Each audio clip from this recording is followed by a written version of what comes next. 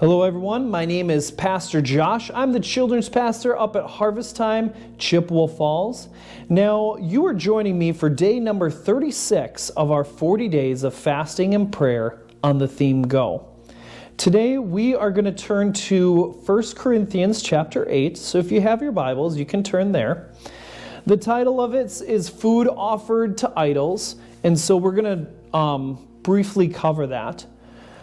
Now, I'm just going to read through this and we're going to go. So starting at verse 1, concerning food offered to idols, we all know that all of us possess knowledge, and this knowledge puffs up, but love is what builds up. So if anyone imagines that he knows something, he does not know, yet he ought to know. But if anyone loves God, he is known. And so the knowledge that we have, it puffs up. It makes us, it's like, this scripture actually means this. Wait, pause a second. What is God telling you? Is God telling you to correct them, or is the Holy Spirit going to do it himself?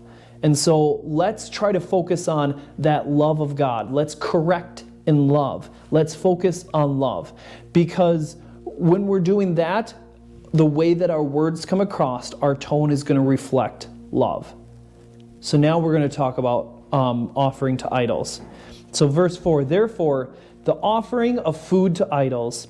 We know that an idol it does not exist, and that there is none but one true God. For although there are so many called gods on heaven and earth, indeed there are many gods and many lords, yet for us there is one God, the Father, whom all things and for whom all we exist. There is one Lord, Jesus Christ, through whom all things through him exist. However, not everyone possesses this knowledge, but some, therefore, with a former association with idols, they eat food as really that food was offered to a real idol. And their consciousness, being weak, is defiled by that. Because food will not condemn us to God, for we are no worse off if we eat it, and no better off if we do. But take care that this right of yours does not become a stumbling block to others.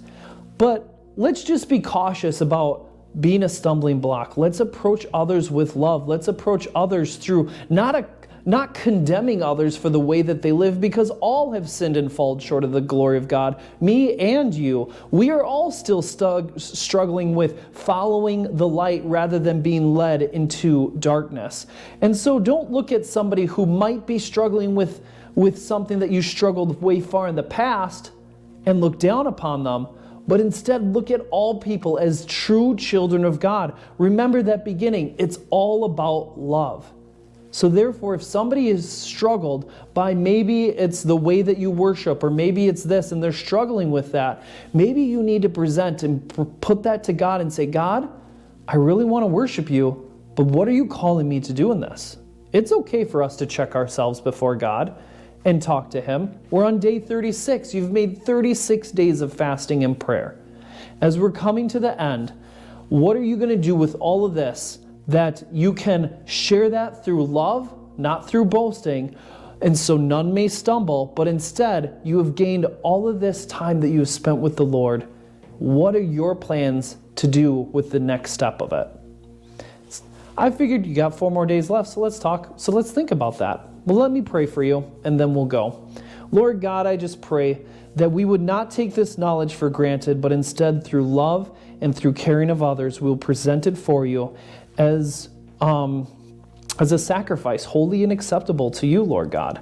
That the way that we live our life would be our love to you. So, Lord, we just pray this in your name. Amen.